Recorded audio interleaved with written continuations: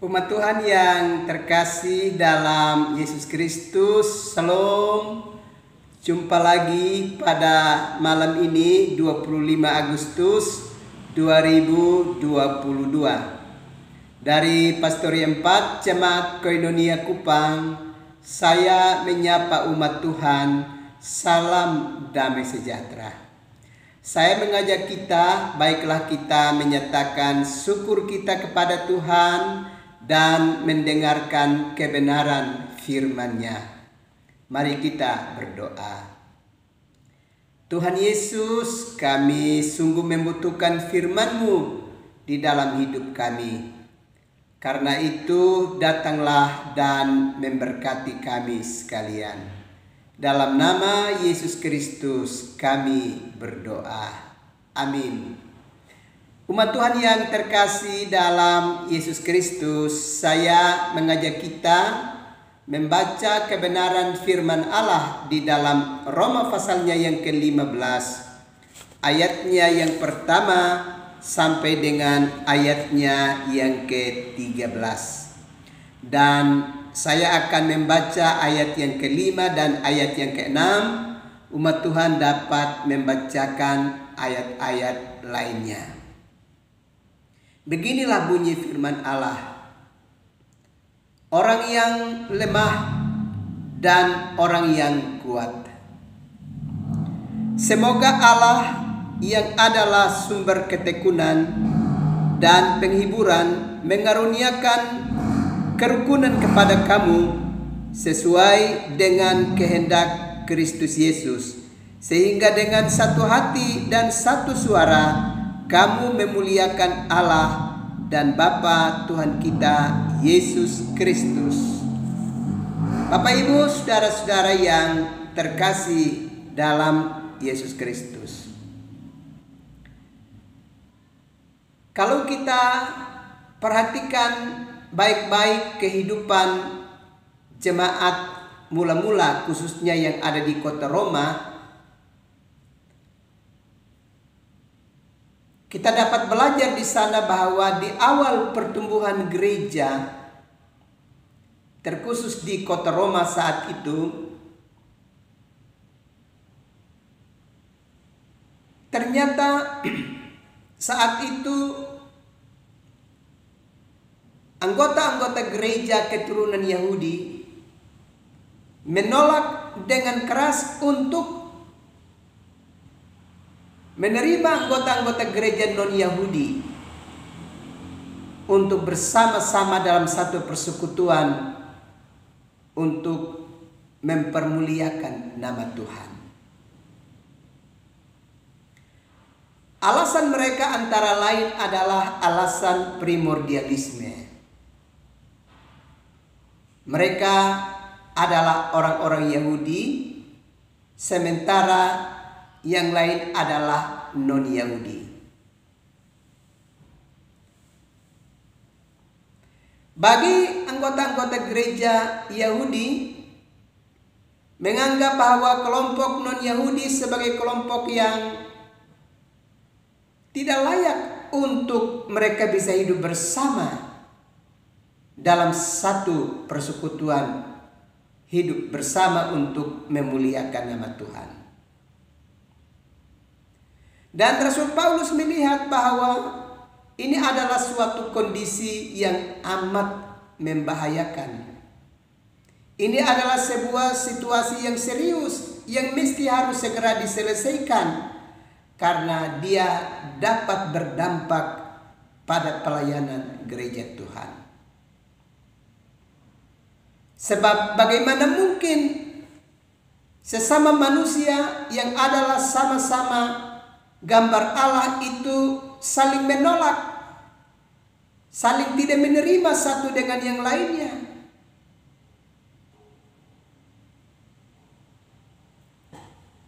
Bukankah mereka bersama-sama telah diselamatkan oleh Yesus Kristus?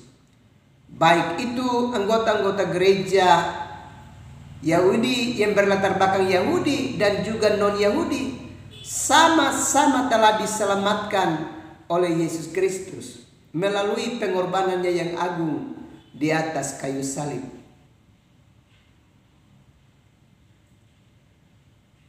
Bagaimana mungkin sesama manusia saling menolak? Tidak mau hidup saling berdampingan satu dengan yang lainnya.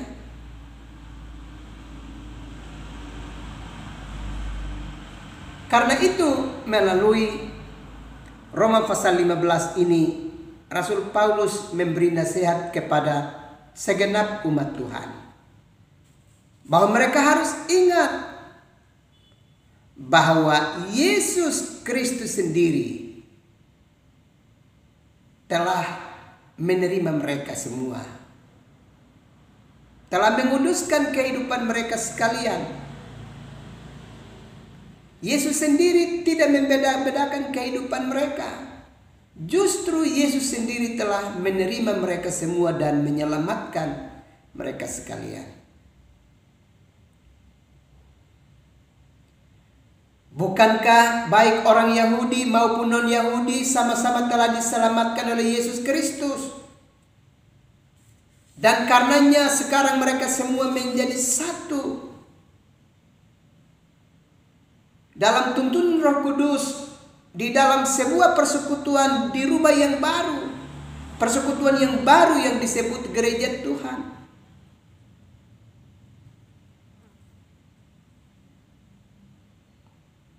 Bapak Ibu saudara-saudara yang terkasih dalam Yesus Kristus, di sini kita bisa dapat belajar bahwa ternyata anggota-anggota gereja yang berlatar belakang Yahudi sekalipun sudah mendengarkan Injil dan terima Yesus sebagai Tuhan dan Juru Selamat, tetapi perilaku mereka belum berubah. Mereka masih terikat dengan hawa nafsu mereka. Mereka belum tinggalkan perangai hidup mereka yang lama. Mereka masih terikat dengan dunia, bersahabat dengan dunia. Dan kalau kita belajar di dalam surat Yakobus pasal 4 ayat yang keempat, dengan tegas dikatakan bahwa orang-orang yang masih bersahabat dengan dunia itu menjadi seteru bagi Allah. Karena itu Rasul Paulus menasihati kepada anggota-anggota gereja yang berlatar belakang Yahudi untuk siap menerima saudara-saudara mereka yang non-Yahudi, sebab mereka semua telah diselamatkan oleh Tuhan dan dipersatukan oleh Allah, memasuki satu persekutuan baru. Dan karenanya biarlah di dalam tuntunan Allah sendiri mereka boleh hidup rukun dan tetap menjadi satu dan hidup dalam damai, bergandengan tangan untuk mempermuliakan nama Tuhan di dalam hidup mereka. Bapak Ibu saudara-saudara yang terkasih di dalam Yesus Kristus, di sini Rasul Paulus dengan segera bertindak untuk menolong persekutuan baru yang ada di Roma, dengan menegaskan bahwa Yesus Kristus sudah menerima kamu semua, baik yang Yahudi maupun non-Yahudi. Dan karenanya biarlah mereka semua boleh tetap satu, hidup saling mengasihi dan hidup dalam damai, dan bersama-sama mempermuliakan nama Tuhan. Bapak Ibu saudara-saudara yang terkasih di dalam Yesus Kristus, kalau kita belajar di dalam kitab suci, hal-hal yang menyebabkan sebuah persekutuan itu tidak bisa hidup rukun, hidup damai satu dengan yang lain, antara lain bahwa jika ada di antara anggota persekutuan itu yang menganggap dirinya lebih pandai daripada yang lainnya. Roma pasal 12 ayat yang ke-16. Kalau roh menganggap diri lebih pandai dari yang lain, itu bisa dapat memicu perseteruan dan kehidupan yang tidak rukun dan tidak utuh dalam kehidupan bersama.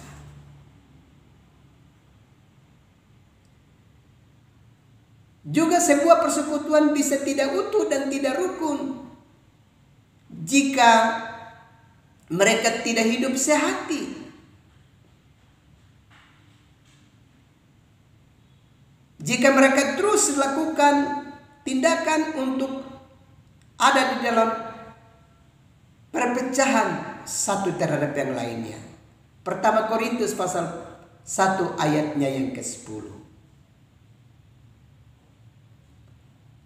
Juga sebuah persekutuan bisa tidak utuh, bisa tidak rukun jika mereka tidak saling menerima nasihat satu terhadap yang lain dan tidak mau hidup damai.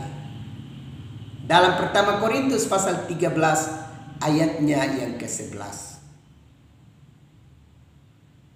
Juga sebuah persekutuan bisa tidak utuh, tidak rukun manakala mereka tidak memelihara kesatuan roh di dalam hidup bersama.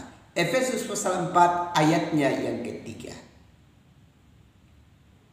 Juga sebuah persekutuan bisa tidak utuh dan tidak rukun manakala di dalam persekutuan itu orang-orang yang hidup di dalamnya tidak hidup saling mengasihi satu dengan yang lain. Filipi pasal 2 ayatnya yang kedua, atau juga di dalam Kolose pasal 3 ayatnya yang ke-14.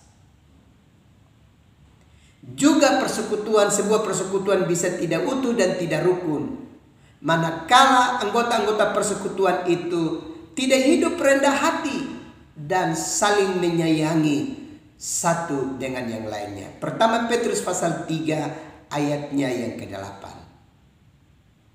Ini adalah hal-hal yang bisa dapat mempengaruhi dan mengganggu keutuhan hidup bersama sebuah persekutuan baru dalam Yesus Kristus. Karena itu, supaya sebuah persekutuan itu bisa tetap utuh dan damai, maka setiap anggota mesti saling mengajak untuk terus berjumpa dengan Tuhan. Dalam Mazmur 34 ayatnya yang ke-4. Setiap anggota mesti saling mengajak untuk setia berjumpa dengan Tuhan. Dan mengapa harus setia berjumpa dengan Tuhan? Karena Tuhan telah membuat kita menjadi satu kerajaan dengan dirinya. Dan kita adalah imam-imam dari Allah di dalam kerajaan Allah dimaksud. Karenanya kita mesti tetap berjumpa dengan Tuhan dan setia hidup di dalam kerajaan Sang Bapa. Wahyu pasal 1 ayatnya yang ke-6. Bapak Ibu saudara-saudara yang terkasih dalam Yesus Kristus. Sebenarnya apa yang kita mau cari di dalam dunia ini? Apa yang lebih berarti bagi kehidupan kita? Selain dari jaminan keselamatan dan menjadi satu kerajaan dengan Tuhan dalam kekekalan. Apa yang lebih hebat dan yang lebih baik dan yang lebih mulia selain dari kita telah mendapatkan jaminan keselamatan dan menjadi satu kerajaan dengan Tuhan di dalam kekekalan. Mari kita berpikir lebih baik dan segera mengambil keputusan untuk benar-benar setia dengan Tuhan dan hidup dalam kasih seorang dengan yang lainnya. Kita pasti bisa karena Allah sudah menaruh rohnya di dalam diri kita. Tuhan memberkati umat Tuhan sekalian. Amin. Mari kita berdoa.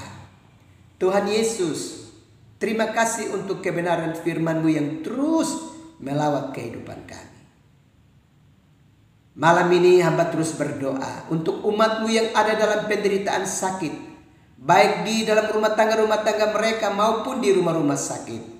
Tuhan Yesus, tilikilah umat-Mu, dan kalau Tuhan berkenan, mereka dapat dipulihkan dari derita hidup mereka. Juga berbagai kesusahan lainnya yang dialami oleh umat-Mu, ya Bapa, Berbalas kasihlah dengan umat-Mu ya Tuhan. Beri kekuatan iman percaya bagi umat-Mu untuk terus berserah penuh kepada-Mu ya Bapa. Terima kasih Tuhan. Kami akan beristirahat malam ini. Datanglah dan memberkati kami sekalian. Dalam nama Yesus Kristus kami berdoa. Amin. Umat Tuhan yang terkasih dalam Yesus Kristus, selamat malam, selamat beristirahat. Tuhan pasti terus melindungi dan memberkati umat Tuhan sekalian. Salam.